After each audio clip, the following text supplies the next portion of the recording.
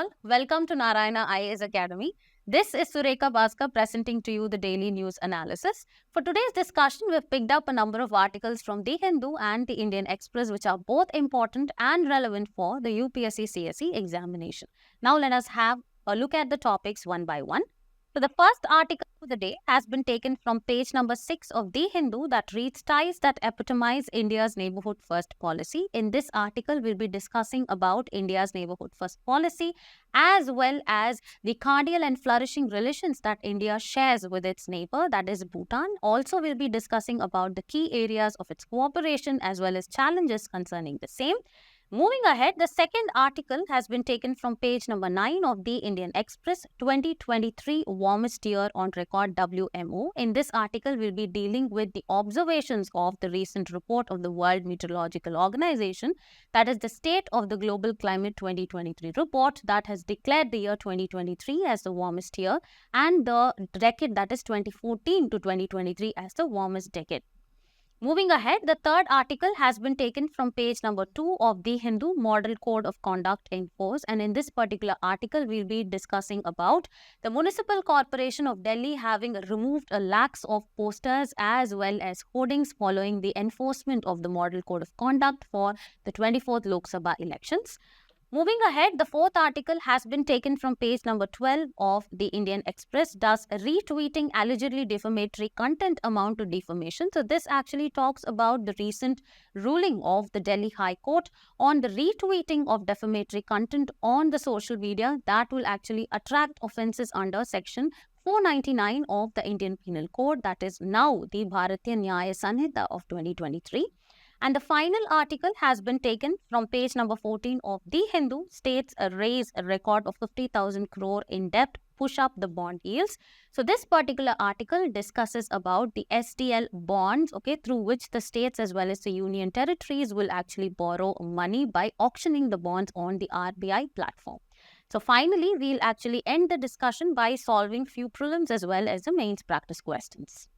Embark on your UPSC journey with Narayana IAS Academy. Our esteemed 5-year and 3-year integrated programs are now open for admissions in Hyderabad, Vijayawada and Nellore. Our courses include robust research and development backed initiatives such as our daily news analysis, which gives us a comprehensive view program for a broader understanding of current affairs.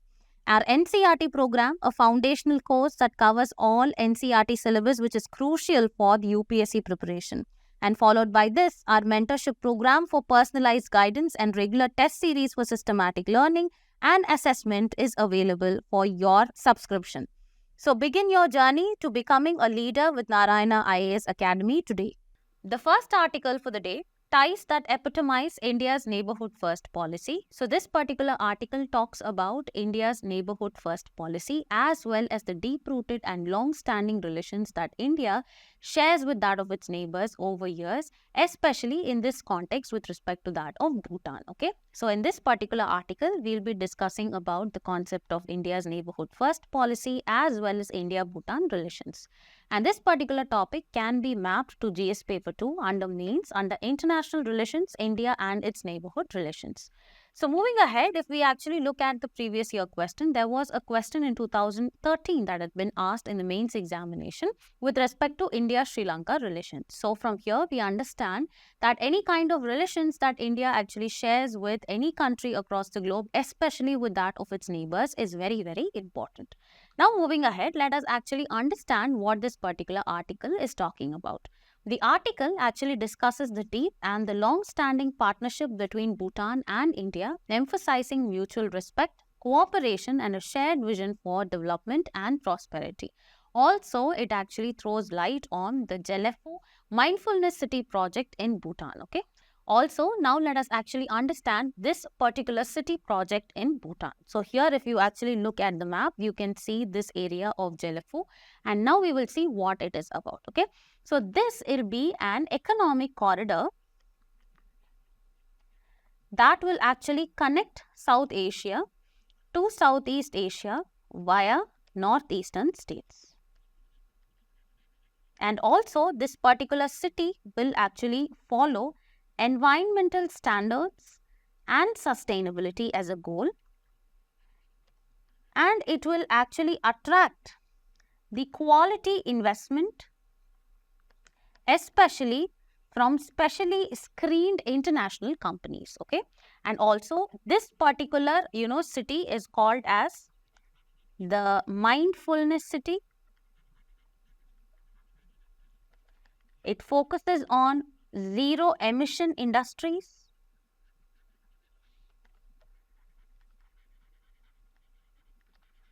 It is aimed to increase the tourism sector potential of Bhutan, as well as believed to be the point of inflection or transformation, we can also say it, for Bhutan and South Asia. Okay, and also if you see, the government of India has agreed to construct the first ever India-Bhutan railway line to Jelefu. So having understood the features of this particular project in Bhutan, let us actually move ahead in understanding the basics, that is the history of Bhutan. Okay, so here according to the mythical origin, before that you need to know Bhutan is a landlocked country in South Asia. Okay, and it actually has the Himalayas running on the northern borders. Okay, so here according to, if we see the ancient beginnings, the ancient Bhutan was actually known as Druk Yul, that is a land of thunder dragon. Why was it actually called as land of thunder dragon? Because this area of Bhutan, which is a landlocked country where it actually has the Himalayas running on its borders, it had the characteristic phenomena of thunderstorms over there. And why it is called as a dragon? Because it has a deep rooted tantric tradition, or it is actually derived from the Mahayana Buddhism. Okay, so it is steeped in mythological history, with ancient Buddhist texts referring to it as a land of medicinal herbs as well as mythical creatures. Moving ahead towards the 7th century, Bhutan actually saw the introduction of Buddhism. Okay, so the turning point of Bhutan's ancient history was the introduction of Buddhism in the 7th century by the Tibetan king Gampo, and further it was propagated by both the Indian saints as well as the Tibetan monks or the lamas. And this period actually saw the construction of iconic Buddhist temples and the establishment of Buddhism here. It was the cornerstone of Bhutanese culture as well as society in the ancient days. Moving ahead to the medieval days, there was actually a lot of fragmented clans as well as warlords who actually fought for the consolidation or to rule this area of Bhutan. Okay, so throughout the medieval period, Bhutan was characterized by fragmented political landscape with various clans as well as chieftains who were vying for power. And this period actually saw the emergence of very powerful families as well as establishment of local dynasties in Bhutan. So moving forward, we actually can see that this period of fragmented clans and warlords was actually succeeded by consolidation under religious leadership. Okay, that is, during the 17th century, it actually marked a significant turning point in Bhutan's history with the arrival of Namgyal, who was a Tibetan Lama who had actually fled from Tibet fearing the religious persecution, and he brought Bhutan under a single political entity in the year 1634 and established a dual system of government over there, a dual system of governance which combined both the spiritual as well as temporal authority. And he is considered to be the founder of Bhutan. Okay, who was considered? That is Namgyal. He was considered the founder of Bhutan. So moving forward, if we actually understand Bhutan and the British Empire, it was actually characterized by a lot of war as well as uncertainties. One such war was the Duar War, where the British East India Company was attacked by the Bhutanese troops, as a result of which the Treaty of Sinchula was actually signed in the year 1865, where Bhutan had actually given away few of its territories in return of an annual subsidy from Britain. Okay, so this was the Treaty of Sinchula, and always Britain actually followed the principle of buffer state strategy, towards Bhutan because it was a landlocked country, and in order to handle the Tibetan influence, Britain always maintained Bhutan as a buffer state. And followed by that, there was a treaty of Punakha, which was actually signed in 1910 between the British as well as the Bhutan, which actually gave an element of autonomy for the British in order to guide Nepal in terms of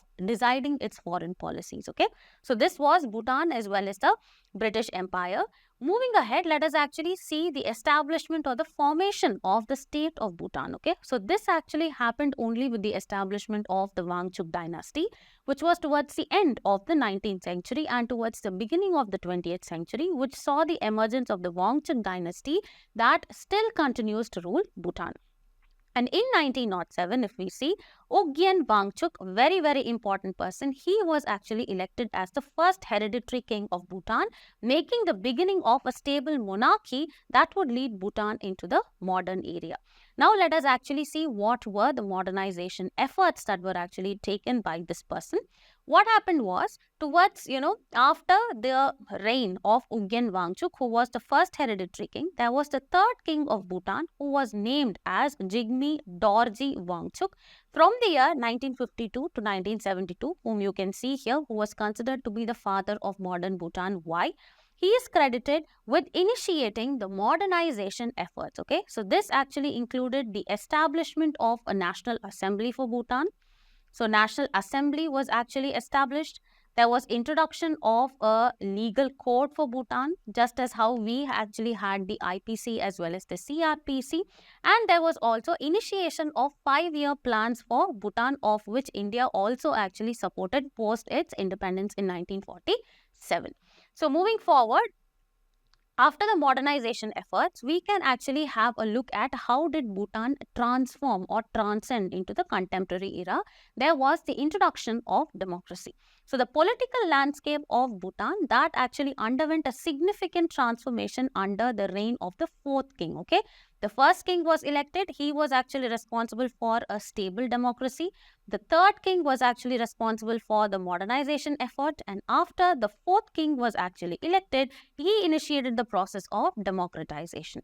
And in 2008, Bhutan transitioned to a constitutional monarchy from the absolute monarchy. Okay, so Bhutan actually transitioned to a constitutional monarchy from absolute monarchy, with the first democratic elections held to elect the members of the National Assembly.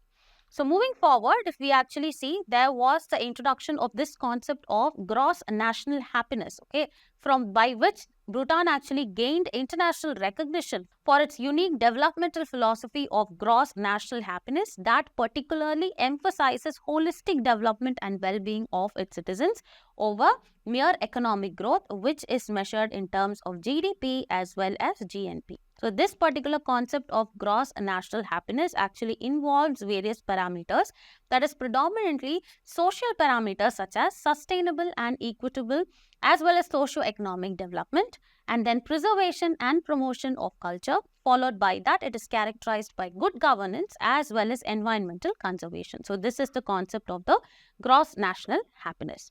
Now let us move on to understand the evolution of India-Bhutan relations. Okay, so the first one was from the period of 1947 to 1960. This particular period was actually characterized by foundation and early diplomatic ties. Okay, so we actually see that the diplomatic ties between India and Bhutan was rooted in religious as well as cultural heritage, particularly that of Buddhism. And also, we can see in the year 1949, there was a treaty of friendship that was actually signed between India and Bhutan that actually focused on, cooperation and also emphasized on peace, non-interference, mutual assistance, and all this actually happened after India's independence, that is after 1947. So this was a period of 47 to 60. After that was the period of 1961 to 70. Let us actually see what it was characterized by. So this was characterized by developmental partnership as well as border cooperation. That is, a lot of economic assistance was actually provided. That is, India supported Bhutan's 5-year plans, which actually started in the year 1961, to which India was a principal donor that supported a lot of infrastructure as well as the developmental projects. And also, there was security collaboration. That is, there was establishment of close security and border management cooperation that recognized shared interests in regional stability of both the regions. That is, both for India as well as for Bhutan. So moving forward, the next period of 1980 to 1990s, where we can actually see strategic and economic cooperation, where we had a lot of bilateral treaties, especially in terms of hydropower projects, actually was signed between both the countries. And also there were enhanced diplomatic exchanges during this period.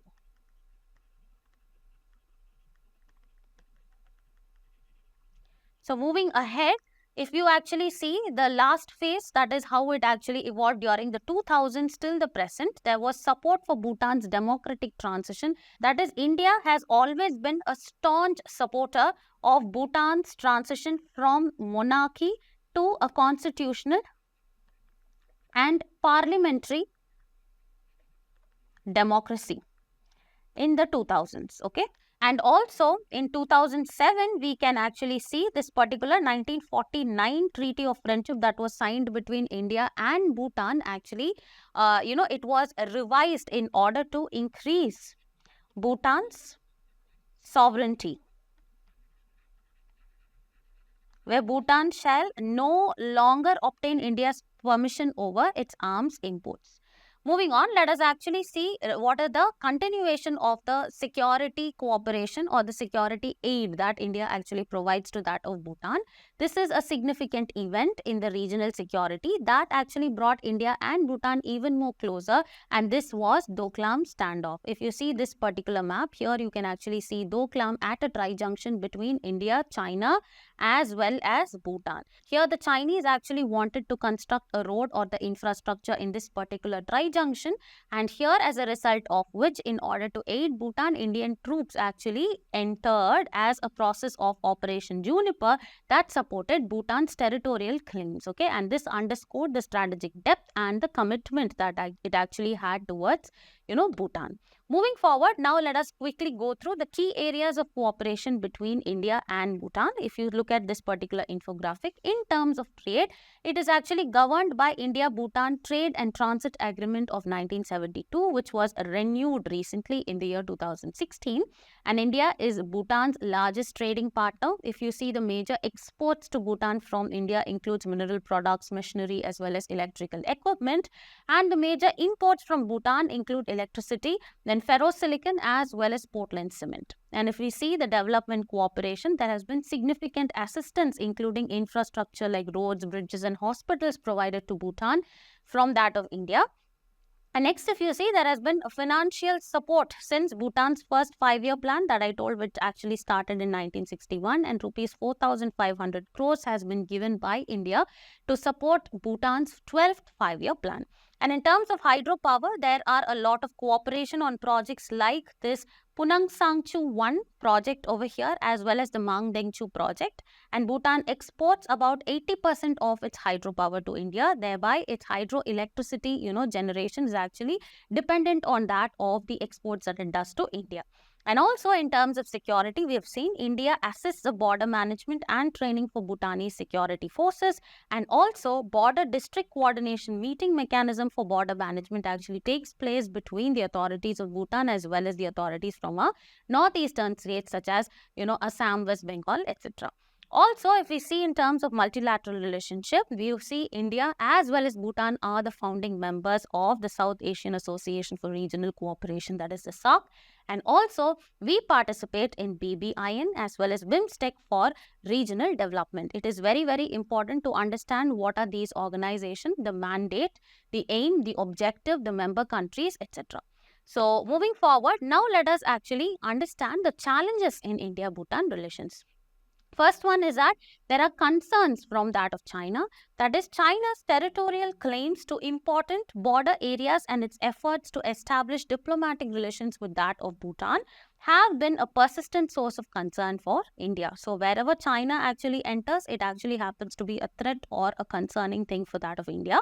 Moving forward, if we see hydropower, we see that India is actually transitioning towards, use of solar energy, right? So here, Bhutan is concerned about the profitability of its hydropower projects due to India's increased focus on renewable energy sources of late.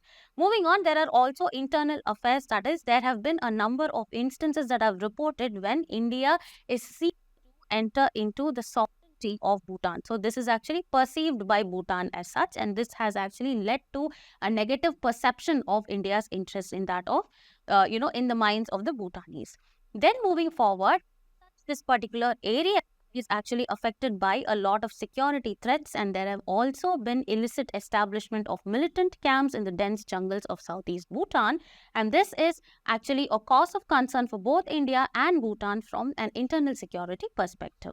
And lastly, there is actually supposed to be the concern over motor vehicles agreement. Okay, so this particular agreement was signed in the year 2015 for the process of regulation of passenger as well as personal and cargo vehicle traffic between the four countries. Okay, so this is BBIN, that is Bhutan, Bangladesh, India as well as Nepal. So the motor vehicles agreement of sub-regional BBIN was not endorsed Bhutan due to sustainability and environmental concerns, as Bhutan actually focuses on achieving a carbon negative status. So this is all about the India as well as Bhutan relations. Similarly, we need to actually focus on India, Nepal, India, Sri Lanka, India, Pakistan as well as the other neighbors, because questions have been repeatedly asked in the UPSC mains examination. The next article that we will be discussing about is 2023 warmest year on record, WMO. So in this particular article, we'll be discussing about the observation of the report that is titled The State of Global Climate 2023 report of the World Meteorological Organization, that has actually declared the year 2023 as the warmest year, as well as the years 2014 to 2023 as the warmest decade ever. So in this particular article, we will be discussing about the concept of global warming, which is of course an integral part of climate change, and we can map this particular topic to climate change under prelims as well as DS paper 3, environmental pollution and degradation for the mains examination. So moving forward, if we look at the previous year questions, there have been repeated questions on the topic of global warming and climate change in the year 2019 and 2022. So today's article is also relevant from that particular dimension. So moving forward, let us actually understand what this particular article is talking about. Okay, so the World Meteorological Organization, that is the WMO, it has released a report named the State of the Global Climate 2023 report, and this has actually declared the year 2023 as the warmest year. And this actually had a global average temperature at 1.45 degrees Celsius with a margin of uncertainty that is plus or minus 0.12 degrees above the pre-industrial levels. Now, it is actually important to understand what are the major findings of this particular report. So first one, what does it actually have to say on the greenhouse gas levels is that there has been an unprecedented level of the greenhouse gases like carbon dioxide, nitrous dioxide, etc. So the unprecedented level of GHGs in the atmosphere are the main reason behind the rapid warming of the planet. Also, it noted that atmospheric concentration of major greenhouse gases like carbon dioxide, methane, nitrous oxide, etc. that actually reached unprecedented record high levels in the year 2022. So that can actually be symbolically represented in this particular graph. If you see the carbon dioxide concentration with the years along the x-axis and the parts per million, that is the concentration in parts per million along the y-axis, we can actually see a huge rise in the concentration. As well as you can see the methane concentration and the nitrous oxide concentration over here respectively. And this is actually the depiction in parts per billion per year of the same. So moving forward, if we actually look at the second observation apart from the concentration of the greenhouse gases, the second one is the global surface temperature has also increased. Okay, so the global average near surface temperature for the year 2023 had actually spiked to 1.45 degrees Celsius above the pre-industrial levels, the highest ever on record. And also, the past 9 years from the period of 2015 to 2023 were the 9 warmest years on record. And although the rise in GHG concentration is the primary reason for the soaring or the increasing global temperatures, the onset of El Nino the previous year had also contributed to the increase. So the next major observation, apart from the GHG as well as the global surface temperature, the next one is the ocean heat content. Okay, the report actually noted that in 2023, the ocean heat content, which actually measures the total amount of heat that is actually absorbed and stored by the oceans, reached its highest level in the 65-year observational record. And the oceans have actually said to have observed nearly 90% of the excess heat which is trapped by the GHGs since 1971 levels. Okay, and now since the increase in the ocean heat content, what are the possible impacts or the implications? Let us actually see. The first one is the sea level rise. Okay, so here we can actually see the sea level rise is accelerating, and this actually floods the coastal communities and it also drowns many of the wetland habitats. Next one is that there is a lot of coral bleaching that is actually taking place because the excess of heat in the ocean temperatures actually makes the coral detach the zooxanthellae, which actually lives in a symbiotic relationship with that of the corals. Okay, so here the warm water coral reefs, that is the marine biodiversity hotspots, could actually be lost if the planet warms by 2 degrees Celsius. Moving on, the habitats. Okay, so this is also called as deoxygenation. That is nothing but there is lower oxygen levels are actually suffocating some marine animals and also shrinking their habitats. That is, if the concentration of CO2 actually increases, this actually leads to the decrease of the oxygen as well as causes suffocating. Next one is acidification. As we know that if there is increased absorption of carbon dioxide by water, it actually results in the formation of carbonic acid. So this actually results in increased acidification. So more acidic water, it actually harms animals that build the shell, such as corals, oysters, etc. So moving forward, let us actually understand the next observation of the report, that is the sea level rise. In 2023, the global mean sea level actually reached a record high in the satellite record, that is 1993 to the present, reflecting continued ocean warming as well as melting of the glaciers as well as ice sheets. And the rate of global mean sea level rise in the past 10 years, that is from the period of 2014 to 2023, is more than twice the rate of sea level that we actually see in the first decade of the satellite record, that is from the year 1993 to 2002 respectively. And next we actually see the occurrences or the frequency of the marine heat waves. That is, these marine heat waves actually occur when the sea surface temperature, it actually rises to 3 to 4 degrees Celsius above the average for at least 5 days. So this is the optimal condition for the marine heat waves to develop. And the global ocean has also experienced an average daily marine heat wave coverage of 32% in 2023, which is well above the previous record of 23% in the year 2016. So moving forward, let us actually understand what is the impact on the cryosphere. Cryosphere is nothing but the extent of the ice or the ice sheets that are actually found in the frozen form.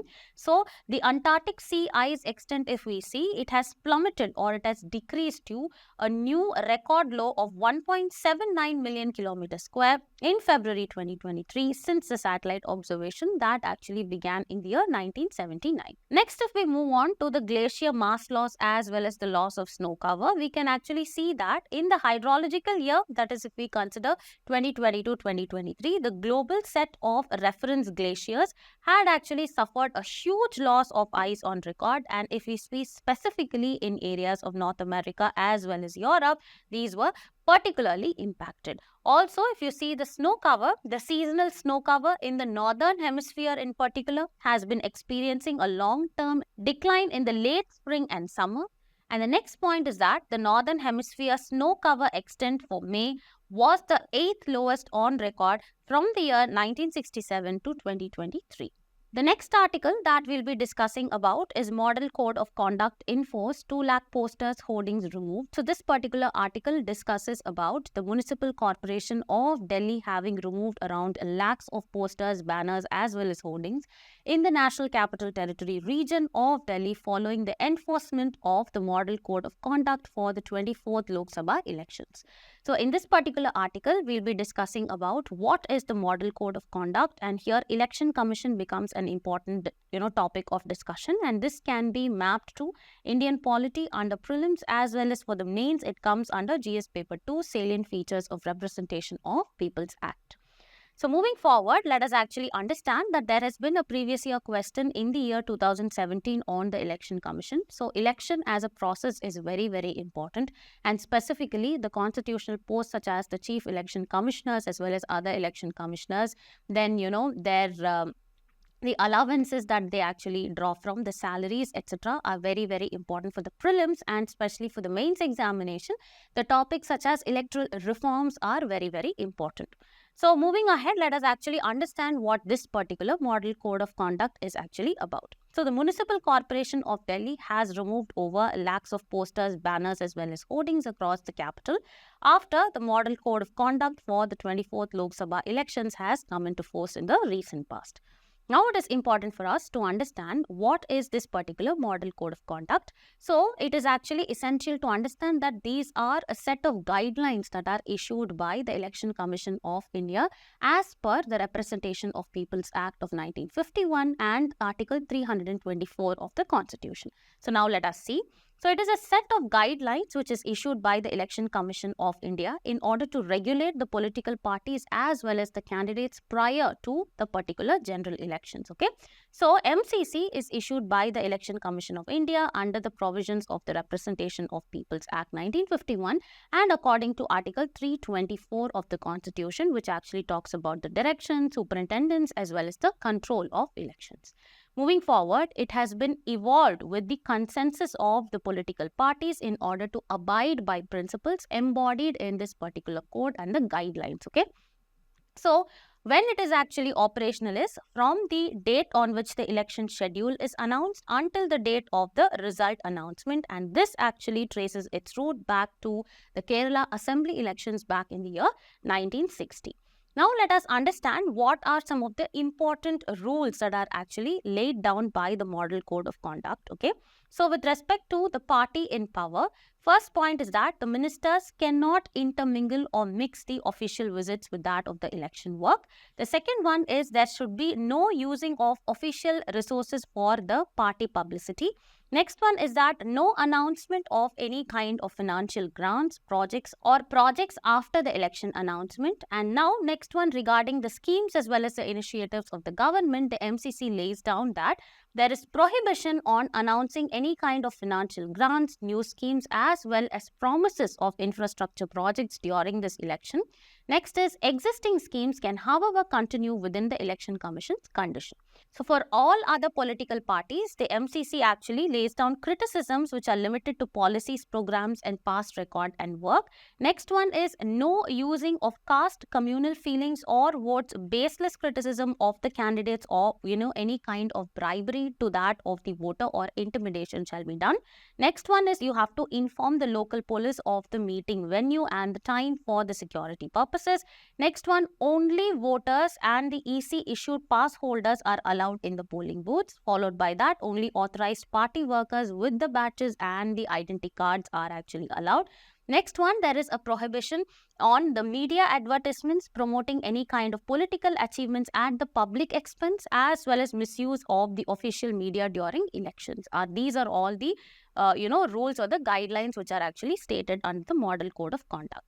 So moving forward, let us actually understand few of the additional provisions that have been included under the MCC. The first one is opinion and exit polls. Okay. So opinion polls are actually banned before 48 hours of the election date, and exit polls should be published only after the completion of all the phases of election. The next is print media advertisements are actually prohibited on the polling day and 1 day prior without the pre-certification. Next one is the government advertisements, that is, there are restrictions on featuring the political functionaries during the elections. Now, moving forward, let us understand few of the drawbacks of the Model Code of Conduct. First is the emergence of electoral malpractices. So, we actually know that with the advent of the digital technology, the social media platforms have actually engaged in a number of new electoral malpractices that actually range from, first one, it can be, the spread of fake news, or it can be a targeted misinformation campaign against any particular party or political leader. Okay, and with respect to these two, the MCC actually struggles in order to address these particular effectively. Okay, next one is that there is limited authority over candidates and the parties. Okay, so while the election commission can actually issue advisories and warnings for the MCC, to be in control, but what happens is that it cannot get into the disqualification of candidates, and disregarding any kind of political party for misconduct is actually limited with respect to that of MCC. Next one is it interferes with the government functions. How do we say that? Since MCC actually prohibits any kind of policy announcements or the welfare schemes during this process of election, what happens? It is criticized, okay, because it is actually affecting the efficiency of the functioning of the government or the governance. The last one is lack of awareness as well as compliance, okay. So this process of MCC is not widely known, or it is not widely understood by the voters. It is sometimes not well understood by the candidates themselves, the parties, as well as other government officials. The next article that we are discussing about is, does retweeting allegedly defamatory content amount to defamation? So this particular article discusses about the recent ruling of the Delhi High Court, which actually states that every retweet of any kind of defamatory content on social media would amount to publication for attracting the offences under Section 499 of the Indian Penal Code, which is now the Bharatiya Nyaya Sanhita of 2023. Now, in this particular article, we'll be discussing about this concept of defamation as well as the concepts of right to speech versus right to reputation. And this can be mapped to Indian polity of the syllabus for the prelims examination and GS paper 2 for the mains examination under the topics of Indian Constitution, features, significant provisions and basic structure. So moving forward, there has been a previous year question in the prelims 2021 that was actually asked on right to privacy, and it is protected under which of the following articles of the Constitution. So relevant to that is this particular topic for both your prelims as well as the mains examination. Now let us understand what this particular article is talking about. So the Delhi High Court recently ruled that every retweet of defamatory content on social media would amount to publication for attracting the offence of defamation under Section 499 of the Indian Penal Code of 1860. So now it is important to understand this particular concept of defamation, okay? So, as per Section 499 of the Indian Penal Code, which is now the BNS 2023, defamation occurs when someone, either through words, signs, or through visual representation, makes or publishes any kind of imputation about another person with the intent to harm, or knowing that such imputation will likely harm the person's reputation, is actually called as defamation as per Section 499 of the IPC. As per Section 500, this actually stipulates punishment for defamation, which actually includes simple imprisonment, or you can say imprisonment for up to 2 years, or fine, or both. Okay, that is imprisonment plus the fine. So now recently the BNS 2023 has introduced community service as well as a potential additional punishment for this concept of defamation. Next one, now let us actually understand the difference between civil as well as criminal defamation based on different dimensions such as the purpose, the objective, the legal basis, the initiation of the case, etc. So now looking at this particular table, First, if we see, the legal basis for civil defamation is law of torts, under which a person who is defamed can either move the High Court or the subordinate courts and seek damages in the form of monetary compensation from the accused. Whereas if you see criminal defamation, it is based on section 499 and 500 of the Indian Penal Code, okay, which is now the BNS 2023. The purpose of the civil defamation is to compensate the victim for the harm to the reputation that they actually caused. Next one, under criminal defamation, this is to punish the wrongdoer and deter the wrongful conduct against the societal norms. Moving ahead, the punishment for civil defamation are the monetary damages are paid to the victim in terms of a compensation, and here the punishment can include imprisonment for up to 2 years or fine or both as per section 500 of the IPC. Moving forward, the initiation of the case. The case can be initiated by the aggrieved party via filing a lawsuit in the civil court, whereas for the criminal defamation, it is actually done by the state. But also it is important to remember that even a private party can file a complaint as per section 200 of the Code of Criminal Procedure 1973. Moving forward, let us actually look into the concepts of right to speech versus right to reputation. What is right to speech? Article 19 clause 1 subclause A of the Indian Constitution. This guarantees every citizen the right to freedom of speech and expression. However, it is important to note that this particular right is not absolute and it is subjected to reasonable restrictions, okay, for various reasons as outlined in under Article 19 clause 2, such as sovereignty, such as integrity, morality, public order, etc. Moving ahead, if we see the right to reputation, Article 21, which protects life as well as personal liberty, has been interpreted by the Supreme Court to include the right to reputation, and the court in Subramaniam Swamy versus the Union of India 2016 actually upheld the constitutionality of criminal defamation, emphasizing that reputation is an intrinsic part of an individual's dignity. So moving forward, let us actually understand the observations of the Law Commission on defamation. First one is that the 22nd Law Commission of India has recommended keeping the criminal defamation as a part of country's criminal law. Okay. Moving forward, the commission actually said that reputation, being an integral facet of Article 21 of the Constitution, cannot be allowed to be jeopardized just because an individual has to enjoy his freedom of speech at the expense of hurting the sentiment of another person or the citizen.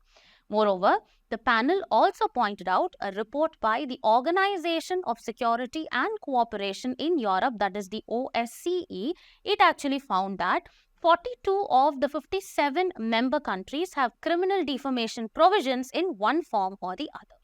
The next article that we'll be discussing about is states raise record of over 50,206 crores in debt, push up the bond yield. So this particular article discusses the fact that 17 states and union territories across India have planned to borrow a sum of rupees 50,000 crores through the auctioning of the SDL bonds, which actually stand for the State Development Loan Bonds, and this is said to be the highest ever money borrowed through the auctioning of this particular bond in a single auction. Okay, so moving forward, let us actually understand the concept of the state development loans and what are the interest rates associated with this and what are the credibility it actually offers to the fiscal health of the state as well as for the banks. Okay, so here we'll be dealing with the fiscal deficit concept also, and we can actually map this particular topic to economic development under prelims as well as GS paper 3, that is economic growth and development for the mains examination.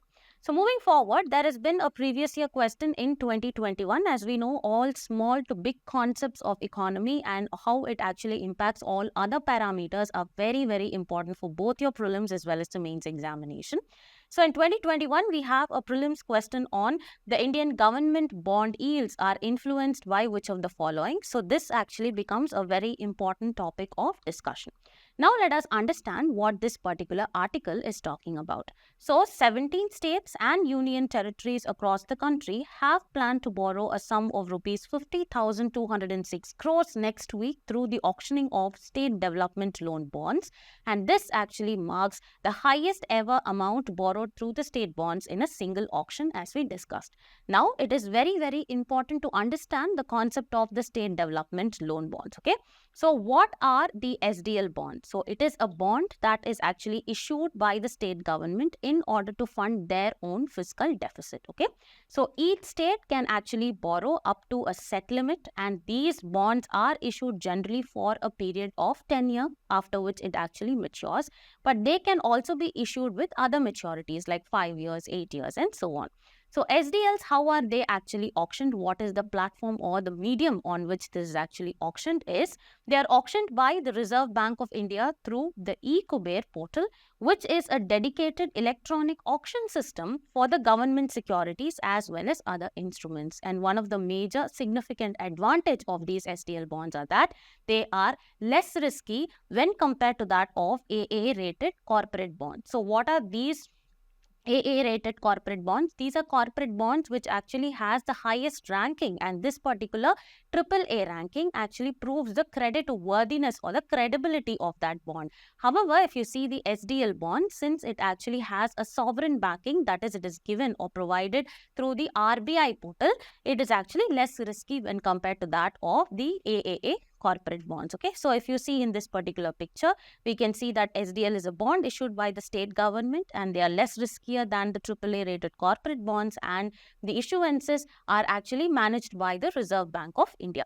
So moving forward, let us actually understand the kind of interest rates that the SDLs actually attract. Okay, so the interest rate on SDL bonds is determined through an auction, and the SDL interests are generally higher than those on the benchmark government bonds. Okay, this is very important.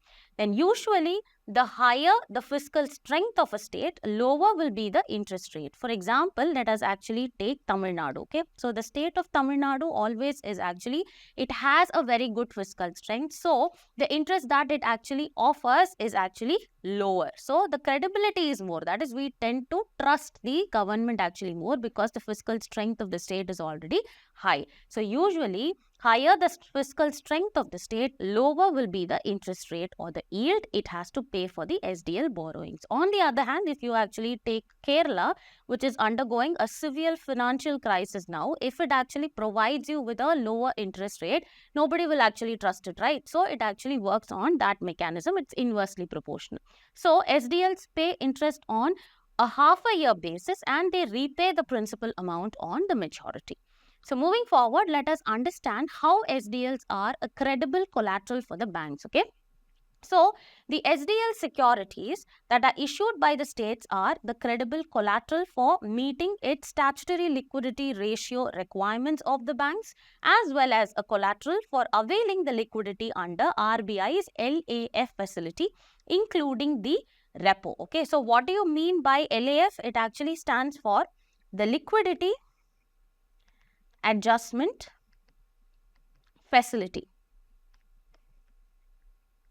So here it is important to understand what is the statutory liquidity ratio. So statutory liquidity ratio is nothing but the percentage of total deposits that the commercial banks are required to maintain in the form of liquid assets, and this liquid assets can either be cash, it can be gold, it can be government securities also, before it actually provides credit to the customer. So this is the minimum or the maximum amount of deposits that the commercial banks must actually have as the liquid assets, okay, in the form of cash, gold or government securities, before it actually carries out any kind of lending to the customers. So SDL securities are issued by the states. They actually act as a credible collateral. That is, I told you, right, the government securities can be maintained as the SLR. So here this collateral actually forms as a credible collateral for the banks, as well as understanding the LAF. This is nothing but it is a monetary policy tool that allows banks to borrow money through the repurchase agreements like the repos, or lend money to the RBI through reverse repos. Now let us solve few prelims as well as mains practice question. The first question reads, consider the following statements regarding state development loans. They are auctioned by the respective state governments. No, this is wrong. It is by the RBI. SDLs are less risky than AAA rated corporate bonds. Yes, this is correct. Higher the fiscal strength of the state, lower will be the interest rate, that is the yield it has to pay for the SDL borrowings. This is also correct.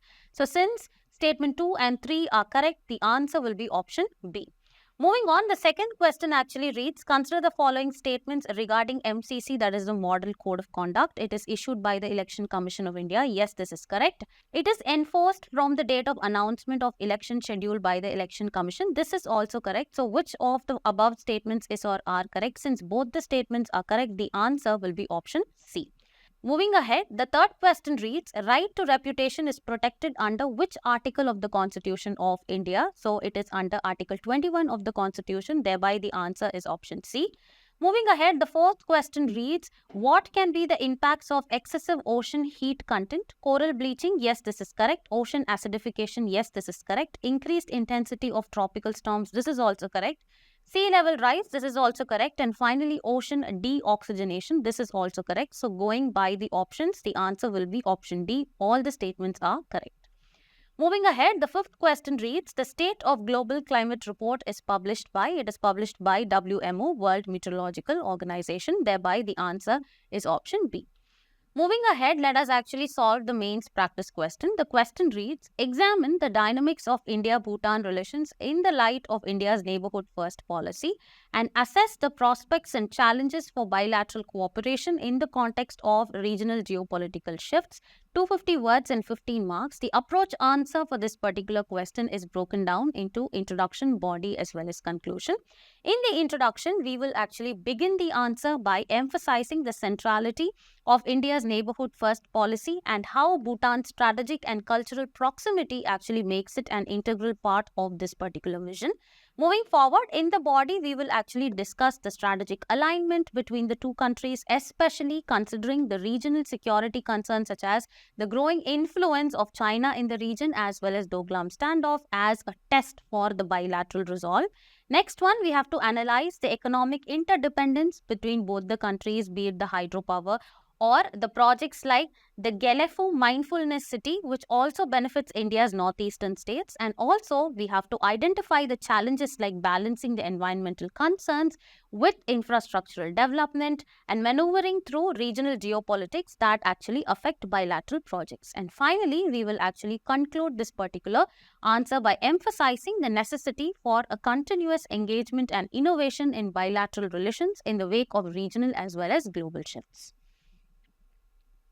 And here we actually come to the end of the discussion of our daily news analysis. For regular updates, please do like, share and subscribe to Narayana IAS Academy YouTube channel. Thank you.